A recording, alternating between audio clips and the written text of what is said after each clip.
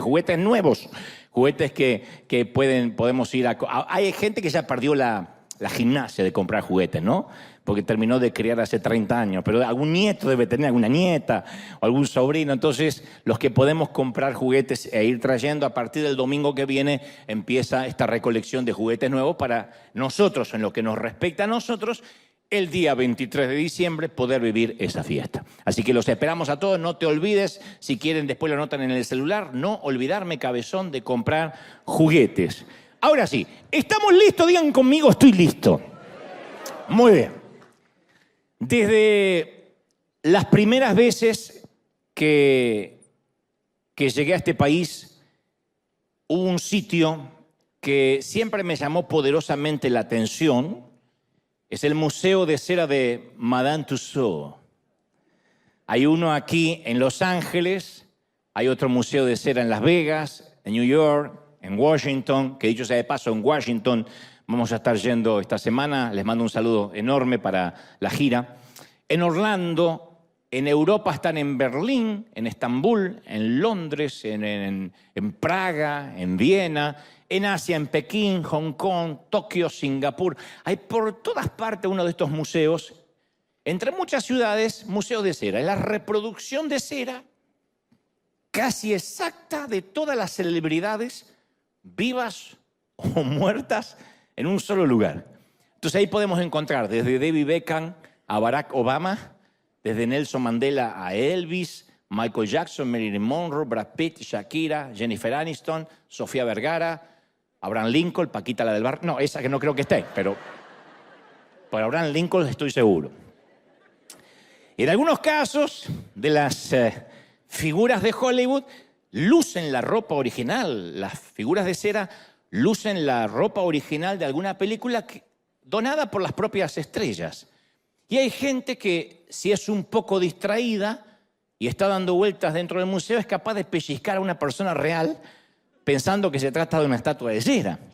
Las veces que yo fui, siempre me sentí tentado a ponerme al lado de una de esas estatuas y quedarme lo más quietito posible así. A ver si alguien me confundía con alguien de cera y que diga, ¡ay, qué real! Y te pellizque, ¿no?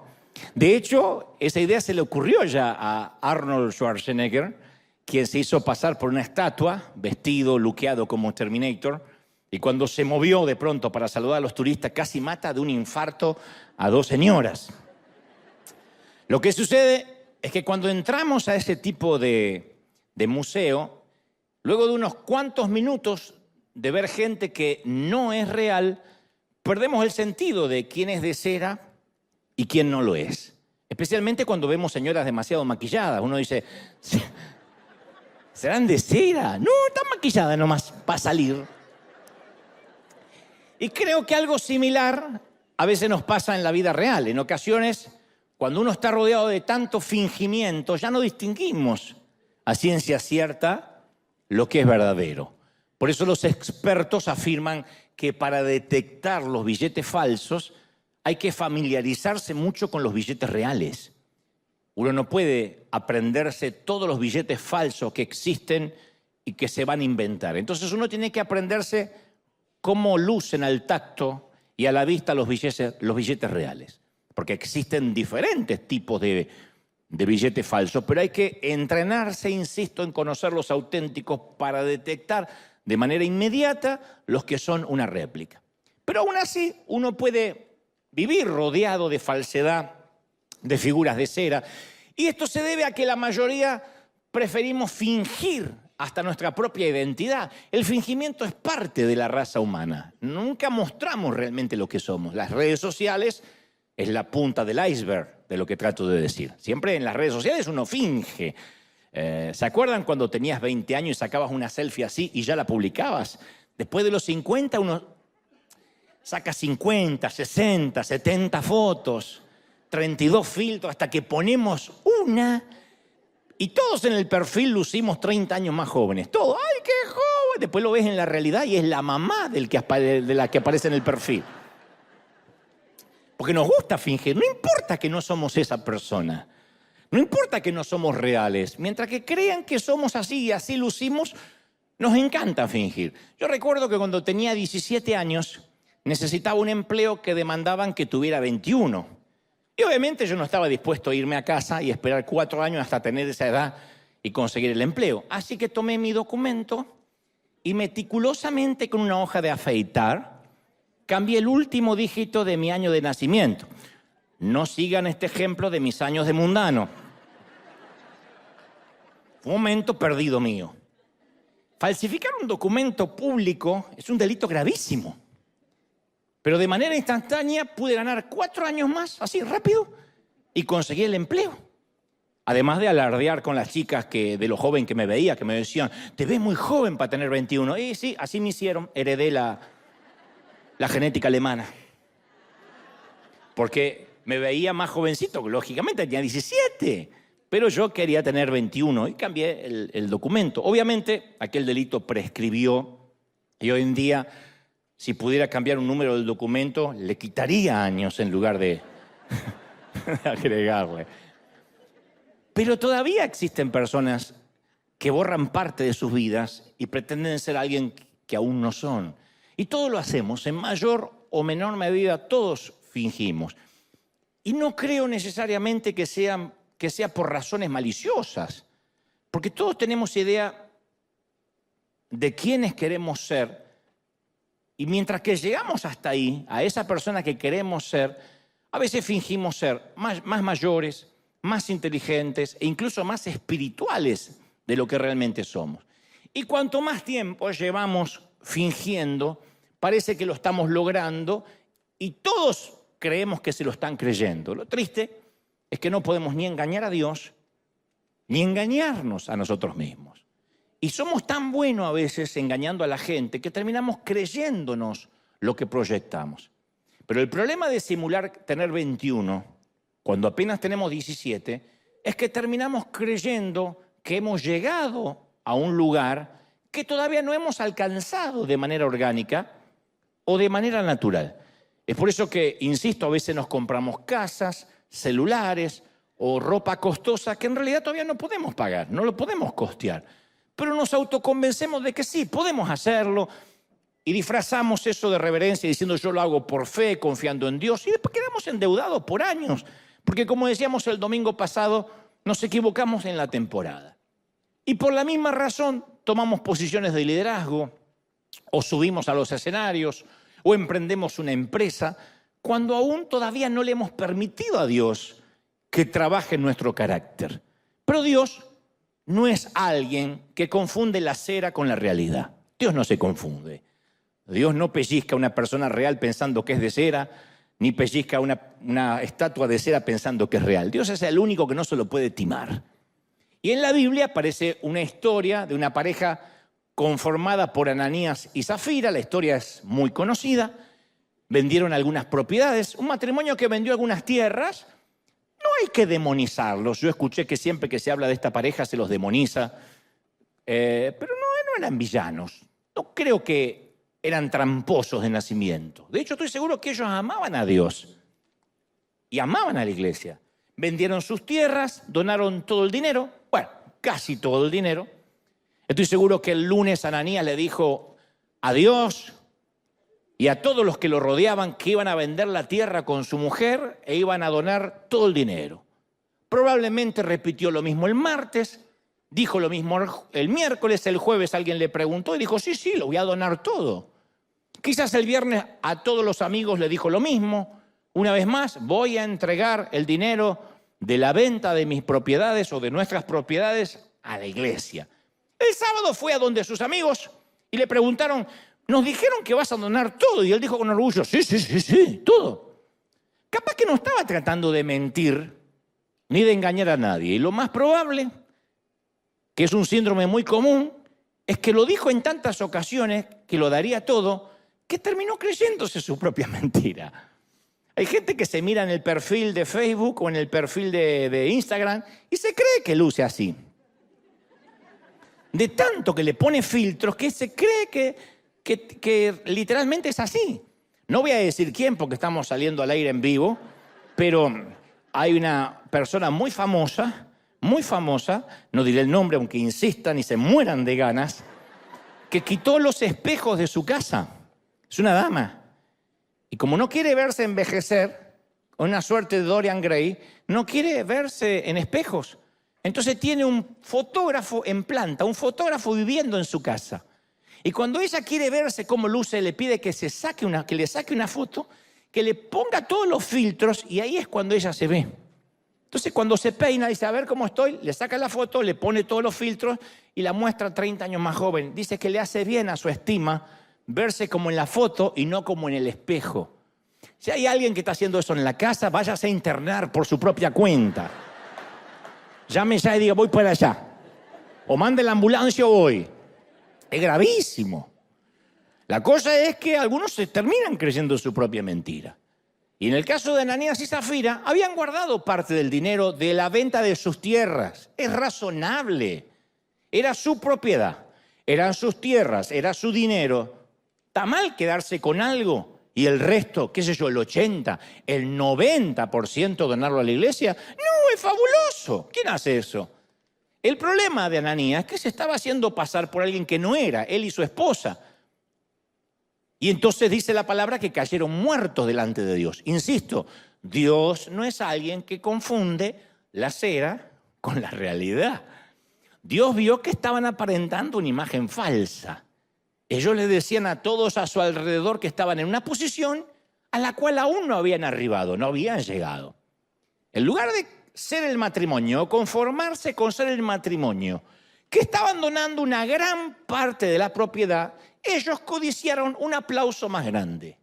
Ellos querían aparentar ser el matrimonio que podían darse el lujo de donarlo todo. Nadie les estaba pidiendo que donen todo. No tenían que decir que estaban donando todo. Decir, estamos donando una parte o no decir nada. Se me ocurre que quizá dijeron tanto que iban a donarlo todo, que aunque faltaba una parte, supusieron que técnicamente era como si lo estuviesen donando todo. ¿Están donando todo? Y sí.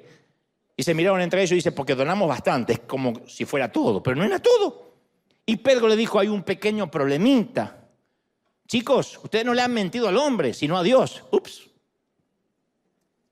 Y todos mentimos más de lo que nos gustaría admitir. Cada vez que fingimos delante de las personas que estamos en un nivel de espiritualidad diferente al que realmente estamos, somos parte de la atracción del Museo de Cera. Somos timadores. Y la triste historia de Ananías y Zafira, la triste y célebre historia de Ananías y Zafira, nos revela cuán importante es para Dios que seamos realistas. Ninguno tenga más alto concepto de sí mismo del que deba tener, sino la realidad, este soy. Transparentes, que no significa falta de intimidad y tener que andar contando si tienes hemorroides o no. La transparencia significa que lo que muestro es una parte de la verdad. Porque algunos muestran una parte de la mentira. Yo no tengo la obligación de mostrar mi intimidad. Una cosa es la autenticidad y otra cosa es la privacidad. Pero de lo que muestro tiene que ser una parte auténtica.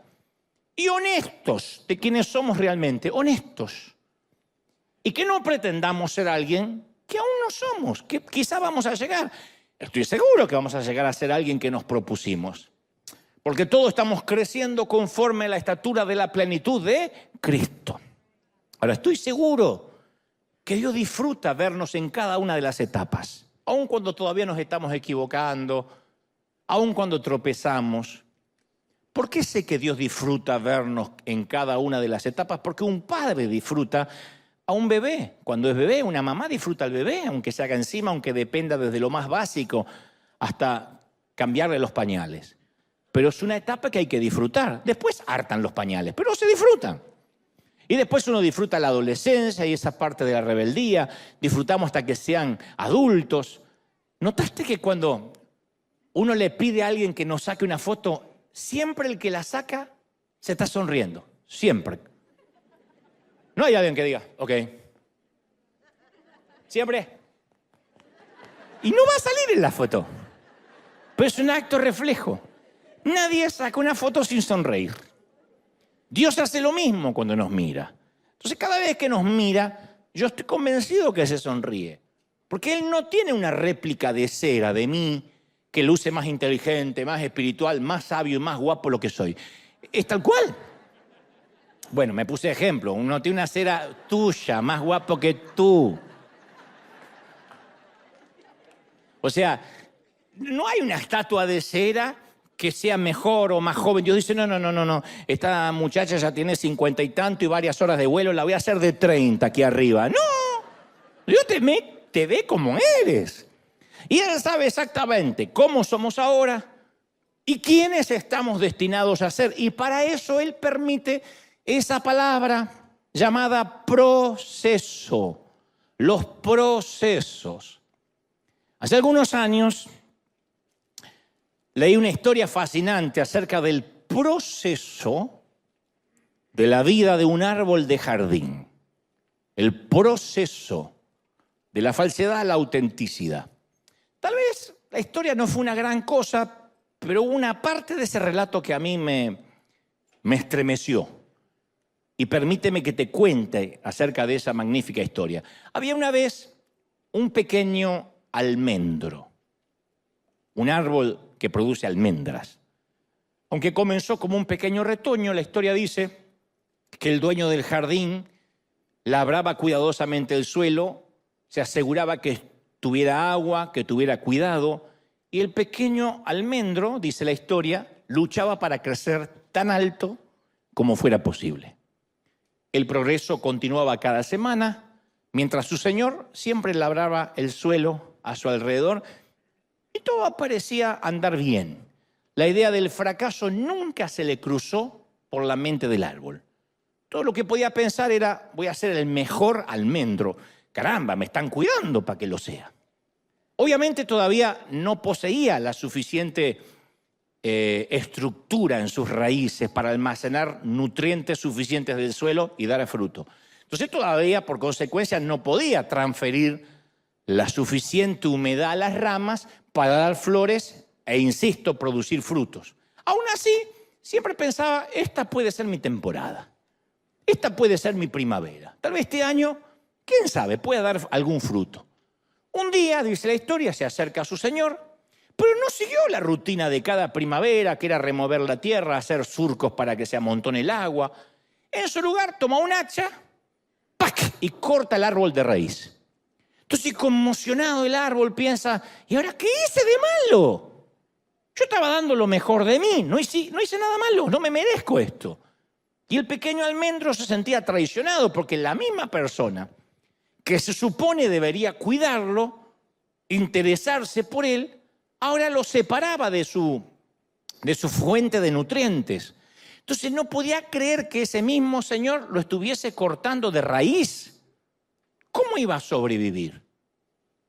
¿Qué había hecho mal? Y como si no fuera suficiente separar el almendro de los nutrientes que sustentaban su vida, ahora su señor le fue cortando cada una de sus ramas. Toma el árbol que ya había sido cortado y le empieza a cortar las ramas. Y el proceso continuó hasta que se quedó sin una sola rama. Acto seguido, el dueño comienza a quitarle la corteza al tronco. La corteza es la cubierta externa que cubre el corazón del tronco, que protege la savia que le da la vida al tronco y también preserva los niveles de humedad en su interior. Entonces la corteza del árbol era la última protección que le quedaba, la última frontera, porque aún un árbol cortado con corteza tiene chance de sobrevivir hasta tanto ser injertado en otro árbol. Pero ahora su señor empieza a arrancarle su corteza y el pequeño árbol ahora sí se siente desnudo, expuesto. Entonces tirado en el suelo, desnudo, sin raíces, tiene un sinnúmero de preguntas sin respuesta, reunidas en un solo pensamiento. No entiendo lo que me está pasando. ¿Por qué? Dice una frase en Argentina, sobre llovido mojado, ya que encima empezó a llover, encima me estoy mojando, algo similar. No entiendo lo que me está pasando. Finalmente el desnudo almendro yacía tirado bajo el sol y cada día su señor regresaba y el almendro pensaba, bueno, tal vez me injerte. Está bien, no tengo corteza, pero algo de humedad tengo, tal vez me injerte rápido, capaz que tengo esa esperanza. Pero en lugar de injertarlo, el señor lo giraba en el calor del sol para que se secara el otro lado de la planta desnuda. Y cada día que pasaba, el calor del sol lo secaba más. Entonces el proceso de secado tomó muchos días y cuando cada gota de humedad había desaparecido del almendro, el Señor finalmente volvió y dijo, ahora sí, mi hijo, creo que ya estás listo. Y de repente le vino una revelación al tipo, no al Señor, sino al almendro. Le vino una revelación, dijo, claro, yo no soy más un almendro, soy un bastón. Me estaba transformando en una vara. Eso es lo que quería mi Señor. Quería que me volviera un bastón. Una fuerte vara sobre la cual mi Señor se pueda apoyar. Ahora entiendo. Entonces empezó a agarrarle el gustito al cambio. Dije, este es el proceso. Resulta que yo quería ser almendro, pero soy un bastón. Y el pequeño almendro aceptó el dolor de su sueño abortado. Está bien, no soy un almendro, ni lo voy a hacer nunca, pero soy un bastón. ¿Fue doloroso experimentar que lo arranquen de raíz? ¡Oh, claro! Pero se dio cuenta que se había transformado en bastón. El plan A del almendro nunca incluía la posibilidad de volverse algún día una vara o un bastón sin vida. Pero la vara del almendro se adaptó al plan B. Algo que no tenía en sus planes. Cuando nació su papá almendro y su mamá almendra, no le dijeron algún día serás un buen bastón. No estaba en sus planes. Y esto es algo que a menudo nos suele pasar durante los procesos de Dios. A veces creemos que estamos caminando en una dirección, pero Dios termina enviándonos en una dirección distinta. Y los plan B de Dios no terminan siendo nuestros plan A. Pero resulta que no es el plan B de Dios, era el plan A de Dios. Para nosotros el plan B. Cuando uno piensa en el ministerio de Jesús, por ejemplo, en la tierra, uno ve que todas las cosas que ocurrieron sucedieron durante el camino. Jesús, por ejemplo, iba a la casa de un oficial llamado Jairo a sanar a su hija enferma y en el camino una mujer con hemorragia toca su manto y fue sanada. Algo milagroso sucedió entre los puntos A y los puntos B. Aparentemente eso no estaba en los planes, pero una mujer fue sanada cuando Jesús iba a hacer otra cosa. 10 leprosos necesitaban sanidad y de pronto, cuando ellos fueron caminando, dijo, vayan y rebélense ante el sacerdote, algo pasó. Entre el punto A y el punto B fueron sanados. Jesús viajaba de Galilea a Jerusalén, se detuvo en un pueblo llamado Sicar, en una región de Samaria. En el camino conoció a una mujer mientras descansaba junto a un pozo y algo maravilloso sucedió entre los puntos A y entre los puntos B. Entonces, a veces, lo que creemos que es nuestra meta puede ser completamente a la meta de Dios. Hay algo que puede suceder durante el camino a lo que se llama proceso. A veces nuestra idea es dar almendras y decimos, yo soy un almendro, yo nací para ser almendra, tengo cara de almendra, mis hijos son almendras, mi abuela era una almendra, mi bisabuelo era un almendro y todos nosotros somos almendros. Pero Dios tiene en mente convertirte en bastón para alguien más. Y nosotros decimos, pues eso no estaba en mis planes. Sí, pero para eso fuiste creado. Y ese es el dolor que a veces tenemos cuando en el camino sucede algo que no teníamos planificado. Mira, yo contesto en varias ocasiones. Hace varios años atrás, yo tenía que predicar en cierto país y por alguna razón no tenía ganas de viajar. Finalmente supe que tal como lo presentía, supe por qué estaba reticente a ir. Fui y el sonido, la logística, la organización, todo era un espanto. Ni siquiera había pastores detrás del evento, sino que era un grupo de muchachos que se reunió a hacer algo y en aquel entonces yo también era amateur y fui y la pasé bastante mal. No porque sea piqui, sino porque la gente no oía, porque estaba mal hecha el evento. Así que de igual modo prediqué, ya estaba ahí.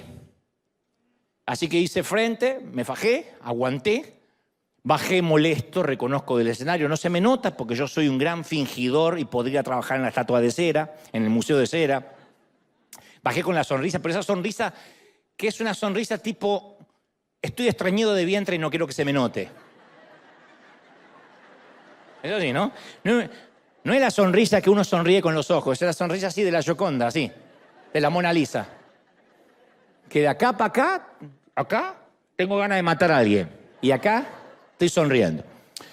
Y cuando bajo del stage, un muchacho me sigue hasta el auto, que me iba a llevar supuestamente hasta el hotel, y dice, ¿puedo hablar contigo? Yo no quería hablar con nadie. Me dice, pero no, pero te quiero confesar, tú eres como mi hermano mayor. Y lo vi al muchacho necesitado de hablar. Me dijo que su papá lo había abandonado, que mis mensajes, lo mantenían con vida. Y entonces, por alguna razón, me quedo unos minutos con él, platicamos. El chofer me decía, vamos. Yo dije, no, me quedo unos minutos. Por alguna razón sentía de quedarme. Oré por él de manera rápida, tampoco voy a decir que me pasé media hora orando. Oré por él, me abrazó muy fuerte. Antes me dio un dibujo de mí que aún conservo y me dice, cumplí mi sueño, me podría morir mañana. Y antes de subirme al avión al día siguiente, me dijeron que esa misma noche el muchacho había tenido un accidente fatal y había perdido la vida. Y entonces supe que ese viaje no era el servicio lo que Dios tenía en mente, no era la reunión de la noche, sino que Dios había arreglado una cita para hablar con aquel muchacho. Y la Biblia está llena de esas historias de hombres y mujeres que fueron llamados para un propósito, pero en algún momento de sus vidas y por cierta temporada o por cierto proceso, Dios les cambió la dirección de manera inesperada o arregló una cita que no estaba en la agenda. El camino de Dios, por lo general, nunca es el más rápido. Pocas veces es el más fácil, pero siempre es el mejor camino. Aunque a nosotros nos suene un plan B, aunque a nosotros nos suene que no es lo que planificábamos. La historia de nuestro almendro continúa cuando su dueño, finalmente, después que él ya es una vara, es un bastón, el dueño saca un cuchillo afilado y graba un nombre en el bastón. Números 17 relata que luego habló Jehová a Moisés y le dijo, habla a los hijos de Israel y tome cada uno de ellos un bastón, una vara, por cada casa de los padres de todos los príncipes de ellos, 12 varas conforme a sus padres, y escribirás el nombre de cada uno en la vara. Y escribirás el nombre de Aarón sobre la vara de Leví, porque cada jefe de la familia tendrá una vara que lo represente. Luego juntarás las 12 varas, los 12 bastones, y los pondrás en el tabernáculo de reunión delante del testimonio donde yo me voy a manifestar a ustedes. Entonces Moisés, por orden explícita de Dios, toma los 12 bastones, cada uno tiene el nombre de su dueño, entre los que estaba el almendro de nuestra historia, y los puso por orden de Dios tras la cortina de lino del tabernáculo, lo que era en ese entonces el lugar santísimo.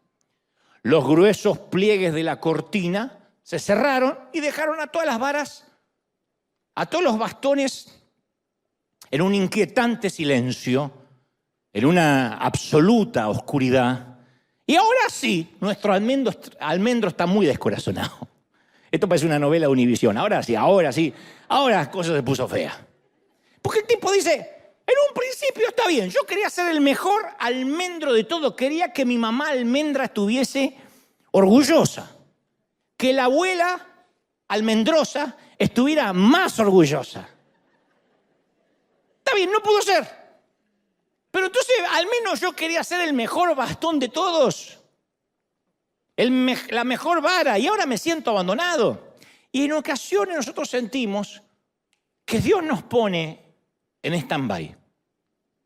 Es la extraña sensación que a veces Dios es como si nos hubiese jubilado antes de tiempo, como que nos llamó a retiro antes de lo que pensábamos. Hay temporadas donde Dios nos dice, parte de tu servicio es la obediencia, y la obediencia es que ahora te quedes en un sitio sin hacer nada. A los que tenemos hormigas en el corazón, nos cuesta horrores que todo aquello para lo que pensábamos que nos estábamos preparando, de pronto parece que no sirve para nada. Y nos sentimos vulnerables, desnudos, impotentes y abandonados, como en este caso nuestra vara de almendro en la oscuridad. Estoy hablando de cuando parece que fuimos abruptamente cortados de lo que creíamos que era nuestro propósito. nuestro destino. Y no hay razones, no resiste análisis por qué fuimos cortados. Porque una cosa, bueno, pequé, hasta donde recuerdo metí la pata, pero hay veces que fuimos cortados abruptamente sin tener razones aparentes. Hay temporadas en nuestras vidas que decimos, yo solo sé que hice lo que sabía hacer o lo que podía hacer. Yo hice lo mejor que podía. A ver, no pudimos ser el mejor almendro ni el mejor bastón, pero al menos sentimos que hicimos lo que pudimos.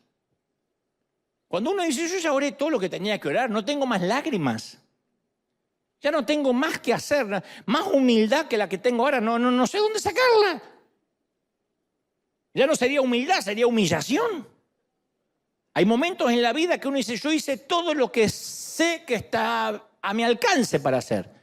Y duele mucho saber que a veces Dios nos separa de lo que creímos que sabíamos hacer o que estábamos capacitados para hacer. Y decimos, hasta hemos llegado a decir, y esto va por mi cuenta, Señor, ¿por qué no me aprovechas? Como si Dios no necesitara, ¿no? Señor, no entiendo. No te conviene aprovecharme con todo lo que estudié, con todo lo que me preparé. Y Dios dice, shh. Y hasta nos duele creer que Dios nos puso en ese lugar de silencio. Hay momentos que se llama proceso, un lugar donde Dios nos llama a silencio y no nos da más información. Se acabó el mapa. Como cuando uno pierde la señal en el celular, uno pone el GPS y de repente se pierde la señal y ya no sabemos por dónde cuerno estamos yendo, si a Las Vegas o a Tijuana. No tenemos idea. Entonces la vara de almendro se sentía completamente abandonada en medio de una oscuridad absoluta detrás de las gruesas cortinas. Pero yo digo siempre, cuando uno está detrás de las gruesas cortinas, no significa que nos hayan descartado. Es más, en cada teatro que a mí me ha tocado estar y en toda esta gira que me toca hacer, cada vez que yo me tengo que parar detrás de las cortinas, lo más probable es que me microfonen, me pongan un auricular para el sonido, me preparen. Cada vez que estoy detrás de las cortinas es porque estoy a minutos de salir a escena. Y cada vez que Dios te pone detrás de las cortinas es porque el verdadero plan de Dios va a comenzar. ¿Tú lo crees? Yo lo creo. Y quiero que te grabes esto. Quiero que nos grabemos esto. Porque yo soy más cabezón para entender estas cosas. Por mi hiperactividad, porque siempre quiero estar haciendo cosas. Siempre que Dios nos permite un tiempo de oscuridad. Cuando hablo de oscuridad, no hablo de negrura demoníaca, hablo de silencio, de desconexión. Siempre que Dios nos manda un momento o una temporada de soledad, que pareciera ser el olvido, es por amor y nunca como un castigo. Nunca. Por favor, nunca te olvides esto, no te está castigando Dios. No te está disciplinando Dios. Cuando Dios te manda a obedecer en silencio y no a hacer nada, nosotros inmediatamente lo tomamos como una penitencia, lo traemos desde el colegio. Yo soy de los tiempos donde Goebbels al rincón, Goebbels al rincón. Así que está gracioso, es comediante el Señor. ¿Por qué no nos cuenta el chiste así nos reímos todos? Porque así eran las maestras, tenían alergia a la felicidad en mi tiempo. Y como yo contaba algunos chistes, decía, ¡ay, el Señor es chistoso! Quiere contarlo a todos. Y yo no tenía problema, me paraba y lo contaba. No le dije eso. Al rincón, al rincón. Entonces uno cree, estoy en el rincón sin hacer nada, o salga al pasillo. Y te ponían en el pasillo así afuera. Y ese era un castigo. Y uno lleva eso a la relación con Dios. Cuando Dios me pide que no haga nada, es un castigo. Me mandaron al rincón. Pero uno si entiende o cree que eso es disciplina o eso es castigo, nos va a costar mucho entender el proceso de que es por amor. En cualquier campo de concentración, yo siempre digo, los guardias tienen un poder casi ilimitado. Porque a base de la fuerza los tipos pueden hacer que la gente renuncie a su Dios, que maldigan a su familia, que maten a sus seres queridos, que coman estiércol. Los guardias pueden hacer que pierdan su dignidad por completo.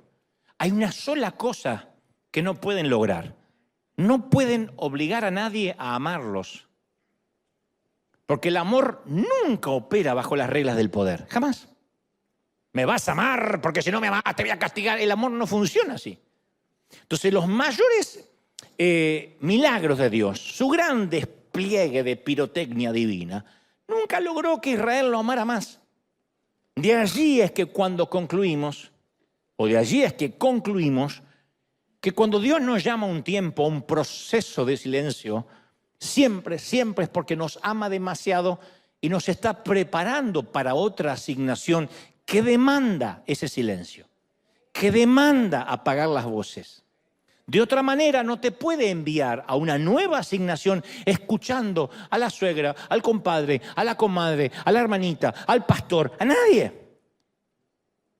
Salmos 121:4 dice, he aquí, no se adormecerá ni se dormirá el que guarda a Israel. Tu marido se duerme, Dios no se adormecerá. No se adormecerá el que guarda a Israel. ¿Estamos de acuerdo? Y el Salmo 3:5 agrega, yo me acosté y dormí y desperté porque Jehová me sustentaba. Parece algo infantil. Me acosté, me dormí y me desperté.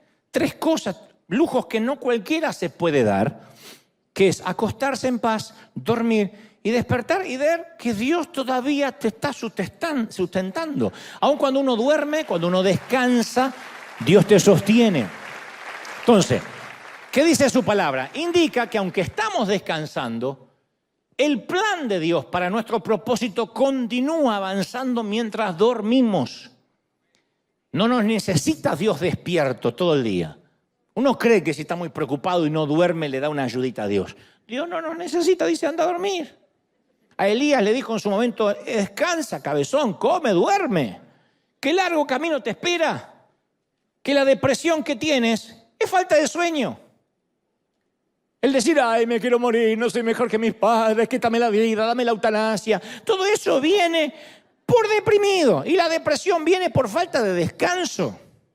Cuando la mente no descansa, aunque descanse el cuerpo 6 u 8 horas, si la mente no se detiene, eso produce una sobreexigencia en el motor que deviene en depresión. Cuando uno no descansa es porque cree que puede resolver todo, uno se cree Dios. Hay cosas que no se pueden resolver. La preocupación nunca resolvió un problema. ¿Quién dijo, debo un montón de dinero, pero esta noche me quedo toda la noche en vigilia, preocupándome y a la mañana escribo el cheque? ¿Cuándo la preocupación escribió un cheque? ¿Cuándo la preocupación sanó a alguien? ¿Lograste algo quedándote toda la noche de este lado de la puerta de la sala de cuidados intensivos mientras que tu ser querido estaba dentro? Alguna vez yo lo hice con mi mamá. Me quedé con mi hermano afuera y el médico dijo, vayan porque hasta la mañana no va a haber ningún parte médico. A las 7 de la mañana es el primer parte. Y nosotros dijimos, sí, pero nos podemos quedar acá afuera. ¿Y pero por qué se van a quedar acá? Si ustedes no pueden ver a su madre, no pueden cruzar la puerta. Y pero por si pasa algo. Si pasa algo, señores, se van a enterar a las 7 de la mañana. Y mi hermano le dice, y si se muere a las 3 de la madrugada, se van a enterar a las 7 que se murió a las 3.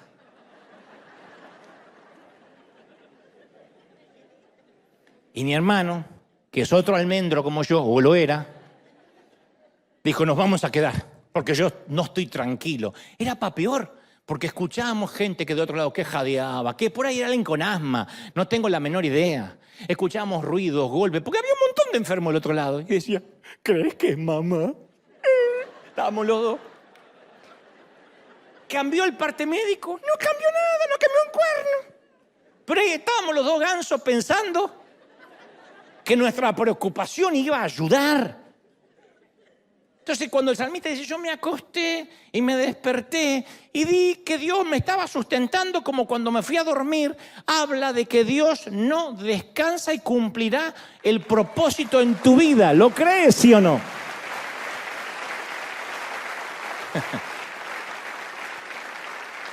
Una de las piezas de música clásica que más se ha interpretado en el mundo es, ¿saben cuál es, no? No es ni Despacito ni ninguna de Taylor Swift. Es la Sinfonía número 5 en Do menor de Beethoven. La reconocemos de inmediato por su emblemática apertura, ha aparecido hasta en los cartoons de Tony Jerry. ¡Tanananan!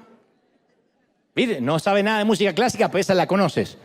Tanananan. Son las 4 de las notas más famosas de la música occidental. Tanananan. Así empieza. Ahora, ¿sabías que en realidad la partitura comienza con lo que se llama musicalmente un silencio de corchea? Justo antes de la primera nota hay un silencio de corchea. Ustedes dirán, ¿y si no aparece ahí? Vendría a ser como un 0 a la izquierda, que no suma. No. Para un músico el silencio de corchea lo tiene que respetar. Resulta difícil ver la intención que tuvo originalmente Beethoven al poner el silencio de corchea ahí como un amortiguador de sonido antes de comenzar la obra. Pero cuando un concierto que van a tocar este tema está por comenzar, siempre hay ruido en el ambiente. Conversación de los asistentes, gente que busca su asiento, incluso el ruido del papel de los programas de mano. Y algo de silencio en el inicio de la sinfonía sirve para limpiar los oídos, incluso si se trata de un solo silencio de corchea. Entonces, antes del tanananan, hay un silencio de corchea sepulcral en cualquier sitio donde se ejecute esta sinfonía. Porque el silencio es lo que nos prepara para la sinfonía. Y lo mismo vale para nuestras vidas. A veces nos hacen falta un silencio de corchea, que no entendemos por qué está ahí en la partitura. Pero si uno quiere ser, en especialmente, sinfonías de la gracia de Dios, el Señor nos va a meter antes de cada temporada un silencio de corchea, que te lo vas a acordar siempre. El tiempo que Dios te llamó a cerrar la jeta, dice Dante habla hoy, mi versión popular. El tiempo que Dios nos llama, silencio. Entonces, para el árbol del almendro convertido en la vara del líder, la vida había empezado a ir otra vez bien. Y ahora está en medio de un montón de otras varas, en medio de la oscuridad, en medio de lo que llamamos un silencio de corchea, que decimos, ¿y para qué? ¿Para qué está ahí? Es que Dios no es alguien que confunde la cera con la realidad. Y Dios sabía que el propósito del almendro nunca sería ser solo un bastón, aunque aparentara, luciera como un bastón. No sé si sabías que según las gramáticas y las recuerdas del colegio, cuando dos palabras son opuestas, pero se combinan en una misma frase, es un capricho gramatical de la lengua de Cervantes, eso se llama un oxímoron. ¿Se acuerdan de los oxímorones?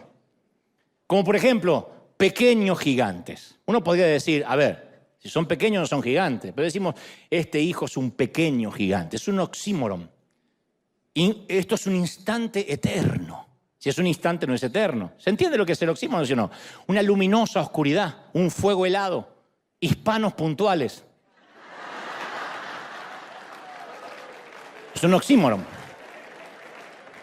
Argentinos humildes, oxímoron. Buena suegra, oxímoron.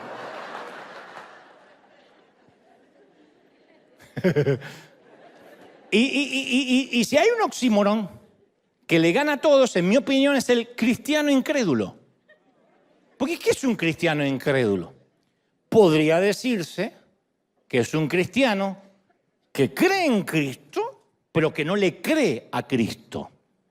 Eso es un oxímoron, eso es un cristiano incrédulo. Cree en Dios, pero no le cree a Dios.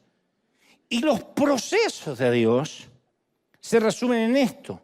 Una temporada en que Dios necesita darnos un silencio de corchea para quitarnos la incredulidad y el fingimiento del corazón, quitarnos la cera. Convengamos que yo he visto, como todos ustedes, a Dios contestar oraciones. He visto personas sanadas, dejar mudo a los doctores, parejas que fueron infértiles dar a luz bebés, personas perder sus empleos, orar y con rapidez conseguir empleos que pagaban el doble de lo que ganaban. A veces sucede así, porque la fe da resultado y la oración tiene poder. Pero para serte sincero, a veces aparece un silencio de corchea al inicio de la respuesta a nuestra partitura. Es como que en ocasiones hacemos la mejor oración, como el almendro, hacemos todo lo que se supone que sabemos hacer, de lo más honesto, de lo más profundo del corazón, y no hay respuesta. El momento del cambio no sucede, el cáncer se esparce, la metástasis avanza, las finanzas escasean. el matrimonio se siente más solitario aún. Entonces la fe no nos garantiza una vida libre de oscuridad, pero sí nos capacita para descubrir la oportunidad de ver la gloria de Dios en medio de esa oscuridad. ¿Me están siguiendo? O sea, ¿qué es lo que voy a descubrir? Eso es proceso. Entonces, todas las grandes historias comienzan con un silencio de corchea de adversidad. Claro que si uno pudiera escribir su propia historia, no elegiríamos una adversidad o un silencio al inicio. Porque nosotros queremos que nuestras historias salten de la promesa de liberación a la fiesta en la tierra prometida y evitarnos las batallas, el desierto.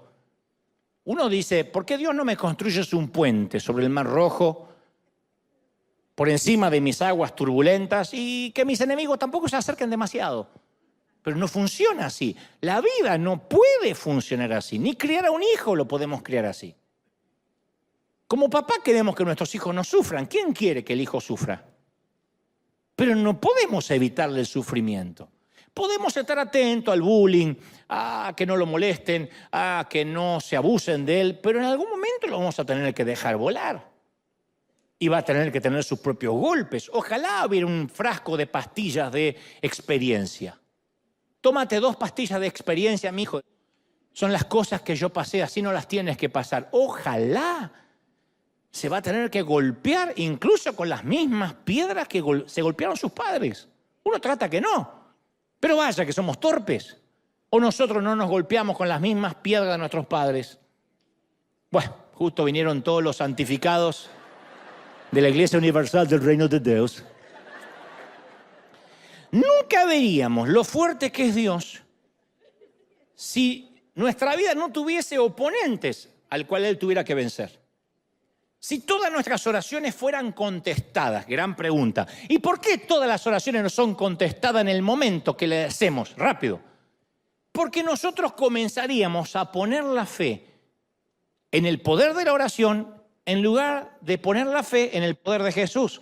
Así somos. En cuanto la oración resulta, ya no necesitamos la comunión con Jesús. Nos quedamos con la oración y mandamos a mudar a Jesús.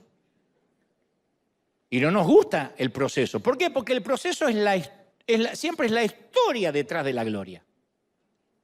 Entre la promesa y la paga siempre hay un proceso. Y si no sabemos procesar el proceso, es probable que el arribo a la tierra prometida se retrase. O no llegue nunca, en el peor de los casos. Entonces muchos perdemos la recompensa porque desfallecemos ¿en dónde? En el proceso. Y es parte de la naturaleza humana saltarnos de la promesa directo a la paga. Dios me lo dijo, lo recibo, me empodero y salgo. Ojalá fuese así la vida. Pero el proceso es el tiempo que nos fortalece el carácter. El silencio es el tiempo donde aprendemos a depender total, absoluta y únicamente de Dios. No dependemos de nadie más. Eso nos hace fuerte. Nos quitamos el qué dirán. Lo que nos diga la gente para bien o para mal nos importa 3 reverendo cuernos. Nosotros solamente nos importa qué opine Dios. ¿Dónde se aprende eso? En el silencio. Y más importante que eso, que el proceso es la forma en la que crecemos conociendo más a Dios. Y este es el punto. El proceso es el caldo cultivo de la fe. Es lo que hace crecer la fe. Porque cuando uno está en silencio, lo único que le queda es fe. Confiar que va a salir de ahí. ¿Qué te queda? Vengan que a las 7 de la mañana va a haber un parte médico. ¿Qué es lo único que puedes hacer? O la estupidez que hacíamos con mi hermano, o irte a casa, descansar y usar la fe. No puede hacer nada. Tu hijo sale a pasear y te dice, te aviso, vengo de noche, porque ya está en edad para irse. Vive en tu casa, pero tiene el nene 41 y se va. Y la madre dice, yo no puedo dormir hasta que él no regrese. ¿Qué puedes hacer? Ponerle un seguidor, un microchip sin que se dé cuenta, en alguna parte, haciéndole creer que es un supositorio. Y ver por dónde anda mi hijo. Se está tardando mucho. O descansar y usar la fe. E irte a dormir, en paz me acostaré y asimismo dormiré. Solo Dios me hace estar y vivir confiado. Eso es parte del proceso que se aprende en la fe, en confiar, ¿sí? Ahí uno aprende en la oscuridad a caminar por fe y no por vista. Y no se puede aprender eso si no transitamos un tiempo en la oscuridad. Hay una cantidad de sucesos importantes en la Biblia en que la victoria se alcanzó en la noche, en la oscuridad. Jacob luchó toda la noche. La liberación de Israel en la Pascua ocurrió de noche. La batalla de Gedeón comenzó en la mitad de la noche. En más de una ocasión dice la palabra, y el ángel de Jehová fue de noche y mató a todos los enemigos. Entonces esto, como le decimos a los chiquitos, la oscuridad no es para que te asustes, es para que descanses. La oscuridad no es para que te asustes, es para que Dios te manda a dormir. Hay momentos que Dios no solo no te necesita, no se tomen esto a mal, sino estorbas. Hay momentos. Es que Dios no me necesita. No. Y aparte molestas.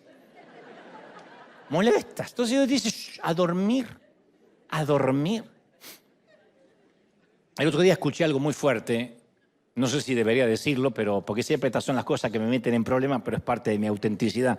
Un amigo mío me dice, ¿sabes? He pensado seriamente que a veces Dios permite en ciertas ocasiones, no siempre, la enfermedad del Alzheimer porque desconecta Dios el cerebro de alguien para tratar directamente con su espíritu, sin interrupciones.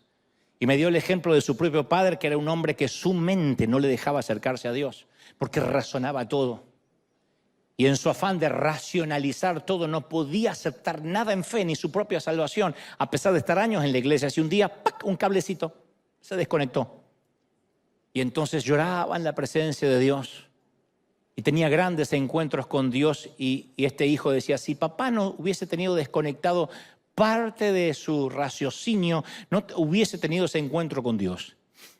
Este es un caso extremo de lo que yo creo. No tengo evidencia teológica para respaldar esto, pero yo sí estoy de acuerdo y coincido y adhiero plenamente de que muchas veces nosotros mismos somos los estorbos para un proceso de Dios.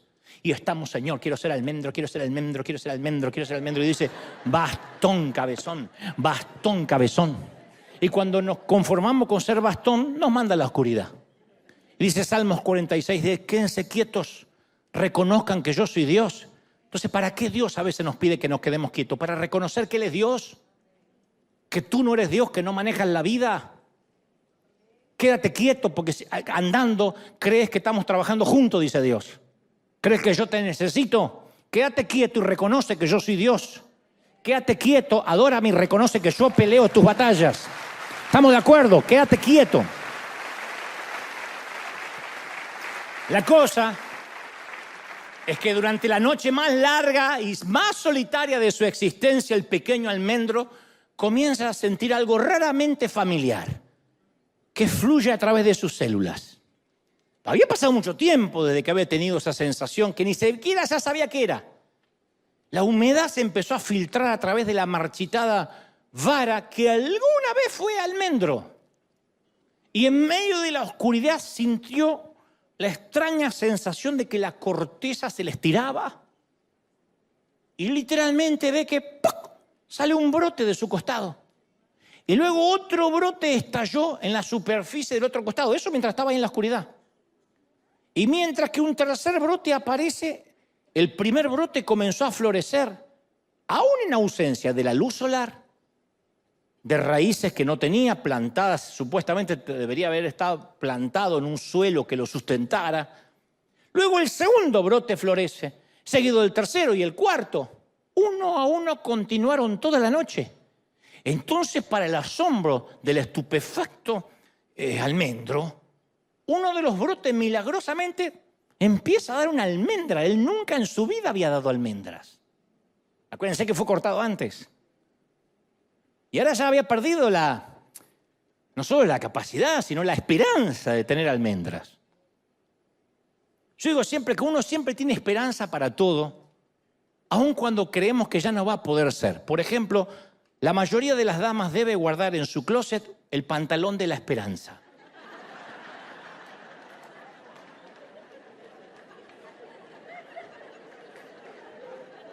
Porque algún día estuviste dentro de ese pantalón.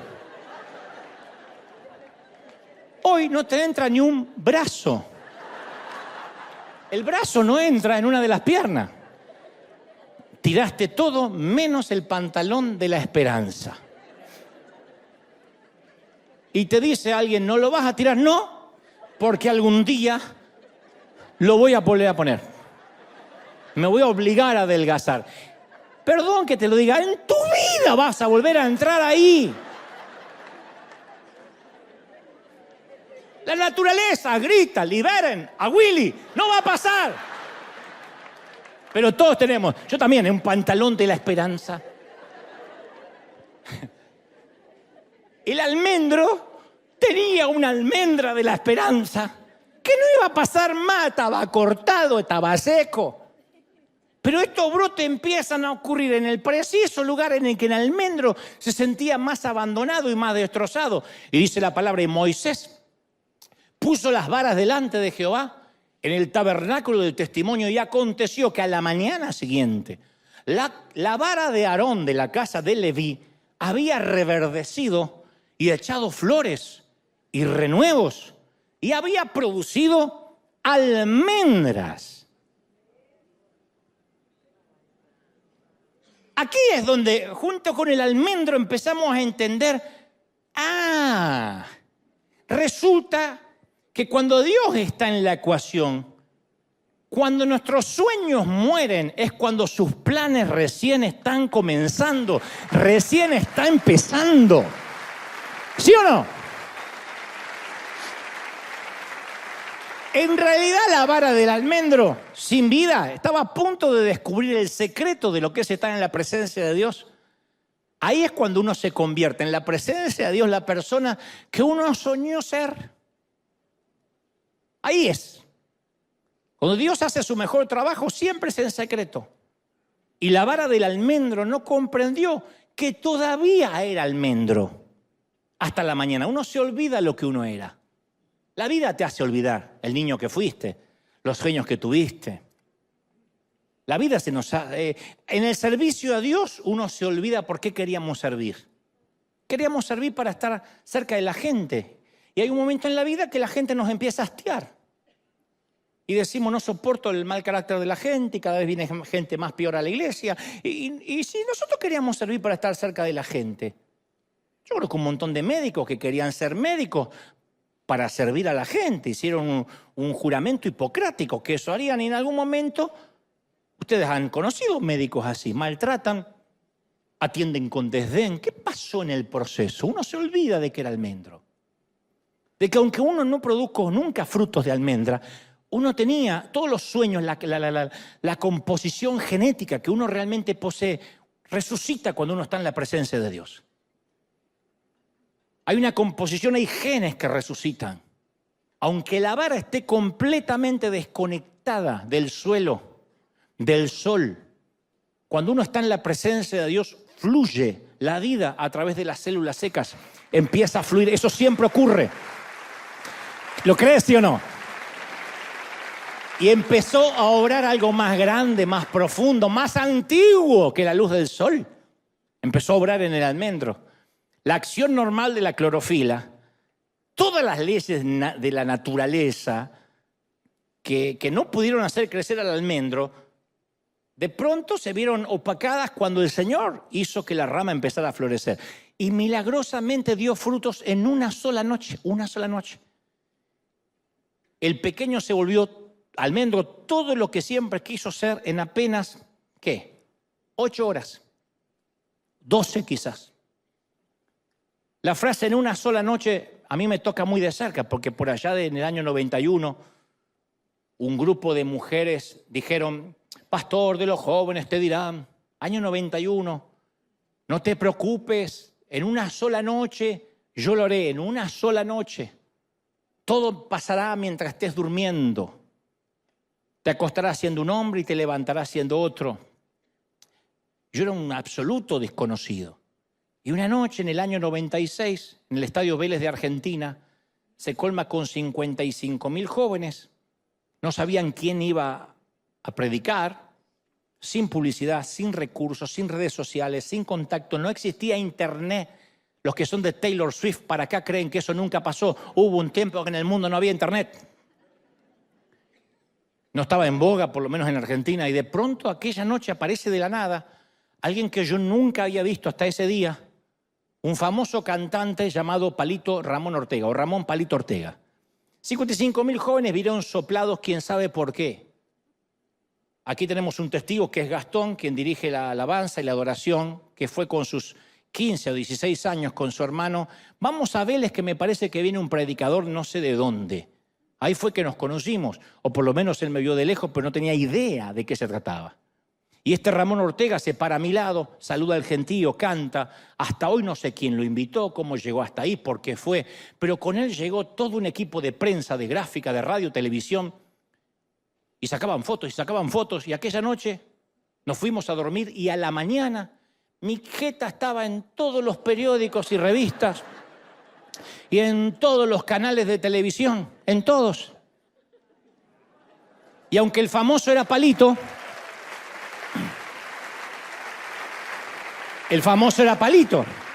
pero yo estaba al lado. Fue cuando me vestía de blanco para parecer más gordo. Hoy es exactamente al revés. Y la gente empezó, queremos entrevistar al pastor de los jóvenes. Y me acosté siendo un desconocido, una rama seca, desnuda. Y a la mañana era una celebridad. Había florecido. Recorrimos un montón de programas de televisión y todo ocurrió literalmente en una sola noche. Y a veces Dios nos desconecta de los que más nos importa, pero en una sola noche le acelera nuestro destino. Si para Dios un día es como 1000 años y 1000 años como un día, Dios puede tomar miles de años de bendición e infundirlos en una sola noche. ¿Tú lo crees? Su presencia reconecta lo desconectado. Y después la gente nos pregunta, ¿y cómo obtuviste ese fruto? Si hasta ayer ni siquiera sabía que existías. Tu empresa no tiene el capital, no tiene la experiencia que se necesita. ¿Cómo conseguiste ese contrato? Ni siquiera cayó la lluvia y estás dando fruto. Y para todas esas preguntas de los famosos oxímoron de cristianos incrédulos que no creen, hay una respuesta posible. Una sola noche en la presencia de Dios hacen que nuestros sueños más grandes cobren vida. Él puede hacer todo en una sola noche, ¿lo crees, sí o no? Nunca subestimes el potencial de un encuentro con Dios. ¡Aleluya! Pero hay un último secreto, una última joya de la corona. La palabra dice que Moisés sacó todas las varas delante de Jehová y todos lo vieron y cada uno toma su vara y Jehová le dice a Moisés, vuelve la vara de Aarón, métela dentro del arca del pacto, que quede guardada como señal. Dios le pide a Moisés que colocara nuestro almendro florecido dentro del arca del pacto. Un plan C para el almendro. Porque el almendro dijo, ¡wow! Ahora sí, a mostrar mis flores al mundo. Y Dios dijo, no, te vas a quedar en mi presencia. Y lo que él pensó que era otro castigo, era otro proceso. El escritor a los hebreos relata que en el arca había una urna de oro que contenía el maná, la vara de Aarón que reverdeció, y las tablas del pacto. Eso es lo que estaba dentro del arca del pacto. El maná no se podía guardar de un día para otro porque se agusanaba, se ponía pútrido. Sin embargo, el maná del arca del pacto siempre se mantenía fresco, en buen estado, testigo visible de la provisión de Dios a las próximas generaciones, porque Dios se ocupaba de su preservación. Dios no estaba interesado en que las futuras generaciones abrieran el arca y vieran un maná podrido, reseco, agusanado, rancio, verde. Imagínense que salga un olor pútrido del arca. Ordenó a Moisés y Aarón que colocaran el maná y la vara de almendro de Aarón en su presencia porque la vida iba a continuar ahí sobrenaturalmente. Recuerda este axioma, nada hiede y nada muere en su presencia. Los ministerios no mueren, los llamados no mueren, los dones no mueren. Las promesas de Dios no mueren. En su presencia nada tiene mal olor. Nuestros sueños se mantienen frescos en la presencia de Dios. Y la frescura es un derivado de la intimidad. En cualquier relación, la frescura es un derivado de la intimidad. Y mientras que la vara está ahí, florece. Mientras que el maná está ahí, está fresco, comible. Porque la presencia de Dios preserva, da vida. Entonces, tal vez quizá esta mañana estamos atravesando una temporada donde Dios permitió que te quitaran toda la corteza, la provisión, los recursos que sustentaban tu vida o las personas a las cuales te aferrabas. Y sentiste que cada gota de humedad fue absorbida de tu ser y te desconectaste de cualquier cosa que te daban oxígeno, que te daban energías para seguir adelante. De pronto, ¡pac!, se te cerraron los oxígenos, las dependencias humanas, y fuiste abruptamente cortado de lo que alguna vez creíste que era tu propósito, que era tu destino. ¿Te acuerdas cuando decías, yo si no sirvo a Dios me muero? Si yo no soy mamá, no sé para qué me levanto cada mañana. Y un día los hijos se van. Y tu propósito de ser mamá, aunque lo sigues siendo técnicamente, a la práctica eres mamá 2 veces al año si lo eres, cuando te visitan. ¿Recuerdas cuando decía, no, si me falta esto me muero? Y yo dice, ¿cómo? ¿Qué dijiste? ¿Que si te falta qué te mueres? Y te corta. Eso o esa persona de la cual dependías. Entonces nos quedamos en medio de un silencio de corchea. Y justamente ahí es cuando uno deja de fingir, deja de pretender ser una atracción más del Museo de Cera. Es cuando nos damos cuenta que no resultó ni nuestro plan A de ser almendros, ni nuestro plan B de ser bastón. Y es cuando nos desparramamos en la presencia de Dios sin saber cómo orar, sin aliento. Estoy hablándote de esas temporadas que no tienes ni oxígeno ni para adorar, pero solo puedes decir entre dientes o entre lágrimas, me siento desnudo, desconectado, inútil, solo, sin protección, vulnerable. Y esa termina siendo la oración más sincera y honesta de toda nuestra vida, porque nos damos cuenta ahí que estamos detrás del telón en medio de un proceso. Y le decimos a Dios aquí estoy, Señor. Por primera vez no decimos, Señor, vengo a reclamar, me he preparado para servirte, aquí tu siervo, úsame que tengo seminario, usa mi capacidad. Ahí es cuando dice, Señor, soy una vara seca. Ya ni sé cuál es mi propósito ni mi destino. Y entonces Dios, que nunca se confunde la cera con la vida real, nos llena con su presencia. Y en una noche, en tan solo unas horas en su presencia, nos acelera el destino, nos muestra el propósito y nos permite producir el fruto que ni el sol ni la tierra ya podían producir. Todo sucede en una noche. Y cuando todo sucede en una noche, eso grita a viva voz un aceleramiento en los tiempos de Dios. Cuando Dios lo llama a Jeremías, en otra ocasión, le da una visión y le dice, ¿qué ves, Jeremías? Jeremías dice, veo una vara de almendro. Y le dijo Jehová, bien viste, bien has visto. Porque la vara de almendro significa que yo apresuro mi palabra para ponerla por obra. Dice Jeremías 1:11. La vara de almendro significa, a partir de la vara de nuestro almendro, que significa que el Señor está acelerando, urgiendo los tiempos. ¿Cómo supo Jeremías que esa era una vara de almendro? Todos los bastones se parecen. La única forma de reconocer que esa era una vara de almendro era que estuviera retoñada, florecida y con frutos. Entonces Dios nos está diciendo, ¿qué ves cuando te miras al espejo? Como le dijo a Jeremías, ¿qué ves? Porque yo te voy a decir lo que veo en ti. Una vara de almendro que aunque está seca y pelada, yo puedo hacer que en una sola noche tenga vida y esté repleta de frutos. Y antes que termine este año, en una sola noche y en tan solo unas horas, Dios va a acelerar nuestro destino y va a cumplir su propósito eterno en nosotros. Entonces, iglesia amada, vamos a volver a ser almendros, pero con frutos que fueron engendrados por la intimidad de la presencia de Dios. Vamos a celebrar al Rey si crees que Dios te habló. ¡Aleluya! Una vez que te pongas de pie, celebra y dale un aplauso al Señor para sellar esta palabra y dile, Señor, has hablado esta mañana. ¡Wow! Vamos, vamos, vamos, celebra al Señor de señores, al Rey de reyes.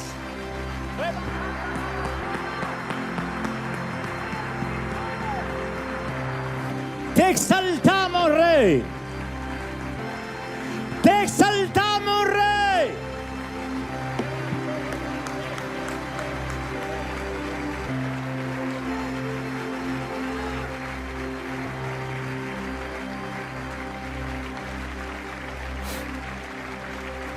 ¿Qué tal si tomamos un tiempo para hacer esa oración del almendro?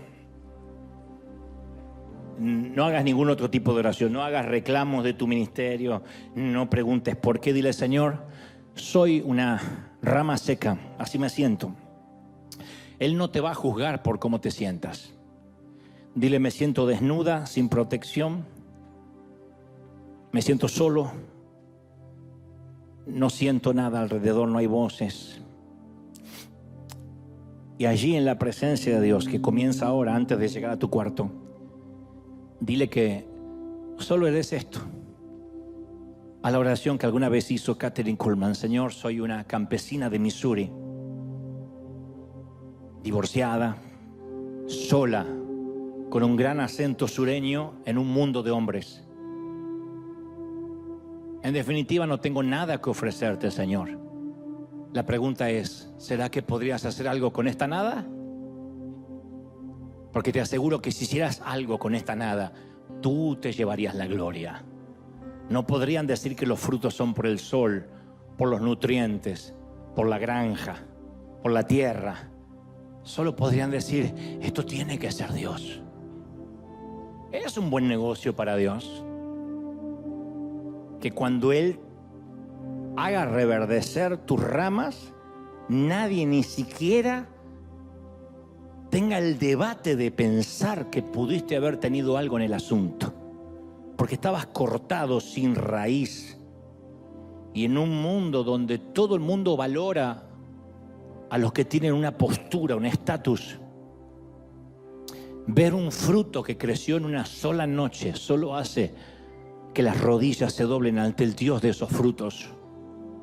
Dile al Señor: si quieres usarme, úsame. Y si mi asignación sea estar en silencio en tu presencia hasta que tú me lleves, por mí está bien. Funciona para mí. Al cabo, tú quieres estar conmigo más de lo que tú puedas usarme.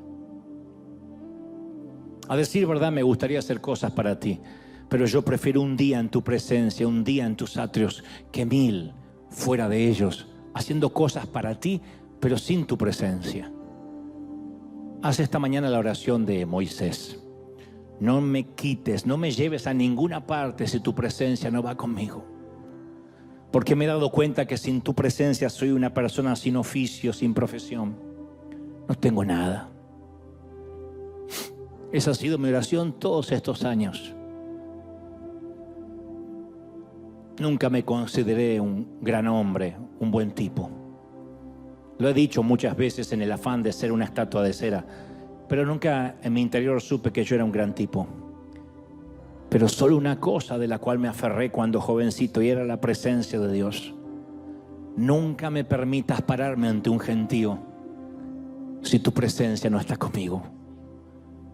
Porque se me van a ver los hilos, se me van a notar de que no tengo nada para ofrecer. No me dejes ni un solo instante en ningún stage, en ningún escenario. No dejes que vaya a ningún sitio si tú no vas a estar ahí. Y Dios ha sido fiel. Los frutos han estado, pero no por la tierra ni por los nutrientes, sino porque Él en la soledad hace reverdecer tus almendras. Vamos, levanta las manos y bebe. Dile: Señor, yo recibo esta palabra esta mañana. Más.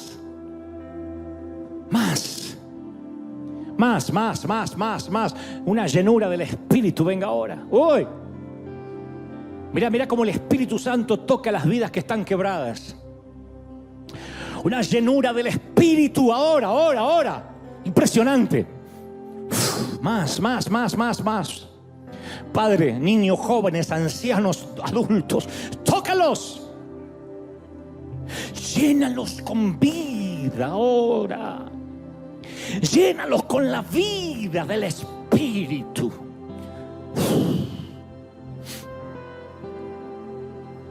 Yo estoy orando no solo para que atravieses el proceso, sino hasta voy más allá, que agradezcas por el tiempo de la oscuridad. Que digas: Señor, es mi mejor tiempo ahora que lo creo. No había orado tanto en mi vida como estos días. No te había buscado con un corazón tan contrito y humillado como esta última temporada. Padre, tú sí sabes hacer las cosas. Más. Todos. Y es impresionante lo que Dios está haciendo hoy. Presencia del Espíritu. Más. El proceso del Espíritu está ahora haciendo reverdecer lo que parecía que estaba muerto. Más en casa, yo puedo sentir a mucha gente conmovida, llorando en el Espíritu. Es el Señor haciendo una obra, cambiando corazones, transformando vidas. Impresionante. Más. Dulce Espíritu de Dios. Dulce Espíritu. Más. Llénanos esta mañana. Más. Vamos, los que tengan bautismo del Espíritu, intercedan, clamen. Abran la boca, el Espíritu Santo lo está llenando ahora. ¡Uy! Más. Y siento que algo se ha liberado en los aires. Que algo se ha soltado esta mañana. Es algo más fuerte, no es un sol, no son nutrientes. Es el fuego, es la vida. Es la vida del Espíritu. ¡Hey! Ahí va. Más de tu gloria, de tu Espíritu. Más de tu gloria, de tu unción. Dulce Espíritu de Dios. Más.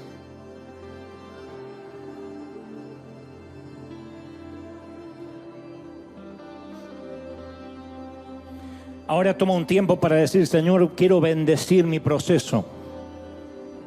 Parece una bobería, pero muchos no bendicen su proceso. No sé cuántos tendrán el valor esta mañana o esta tarde, porque yo sé que hay gente mirando los distintos horarios, de decir: Señor, hoy dejo de orar para que me quites del proceso. Dicen que es una oración que hacen muchos los coreanos, la iglesia coreana, que cada vez que están en una crisis no oran para que Dios los quite de ahí, porque dicen que si no la crisis vuelve, como un examen que uno se niega a dar. No vendrá la graduación sin pasar por el examen. Entonces aprendieron a decir: Señor, que tome el tiempo que tú quieras que tome. Solo ayúdame a atravesar este proceso por el tiempo que tú hayas querido, que dure. Yo no sé cuántos van a tener hoy el valor de decir: Señor, yo no te estoy pidiendo más que termine. Porque algunos están diciendo: Señor, no veo la hora que termine esta enfermedad, que salga de esta crisis, que termine este problema. Que no ores más para que termine. Dile: Señor, si no termina es porque hay un proceso, todavía hay más almendras, todavía hay más fruto, todavía hay más vida dentro de mí, hay más humedad que tiene que empezar a recorrer mi interior. Por eso digo, no sé cuánto, no voy a pedir que todos lo hagan, pero aquel que tenga el valor de decir: Señor, no voy a orar para que se termine el proceso, voy a orar para que el proceso termine cuando tú hayas dispuesto que se tiene que terminar. Voy a aceptarlo, voy a entender que voy a salir mejor de esto. Que de este entrenamiento voy a ser mejor persona, mejor esposo, mejor esposa, mejor hijo, mejor hija, mejor yerno, mejor suegro, mejor, no sé. Que de este proceso tú vas a sacar lo mejor de mí. Y no quiero acelerar un entrenamiento, porque no quiero volver a vivirlo. Quiero que cuando termine este silencio de corchea empiece la sinfonía de mi vida. Hasta que me toque bajar al sepulcro, tú nos vengas a buscar. Vamos a tomar un tiempo para eso, Señor.